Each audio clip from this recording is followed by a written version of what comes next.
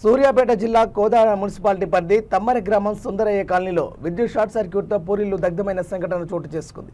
స్థానికులు తెలిపిన వివరాల ప్రకారం తమ్మర గ్రామానికి చెందిన మొగిలి వెంకన్న తన కుటుంబ సభ్యులతో సుందరయ్య కాలనీలో నివాసం ఉంటున్నాడు. మంగళవారం విద్యుత్ షార్ట్ సర్క్యూట్తో మంటలు చెలరేగడంతో ఇంట్లో ఉన్న సామాన్లు, బంగారం, ఇటీవల గొర్రెలు అమ్మగా వచ్చిన 4 లక్షల రూపాయలు నగదు కాలి బూడిదయ్యాయి. సంఘటన స్థలానికి చేరుకున్న ఫైర్ సిబ్బంది మంటలను అదుపులోకి తీసుకొచ్చారు. దాదాపు 8 లక్షల రూపాయల నష్టం జరిగినట్లు అంచనా.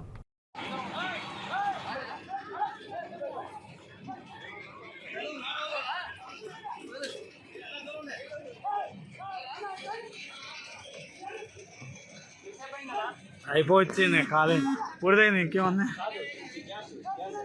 తెలియదన్న.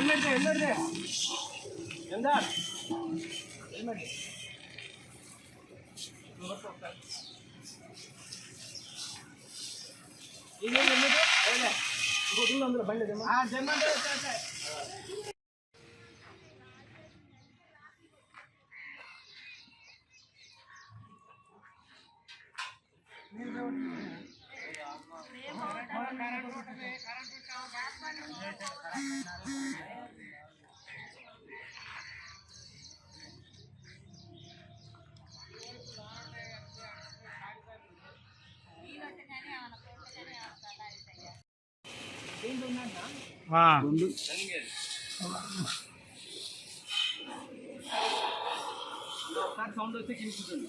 ఒకవేళ వస్తే ఓకేనా.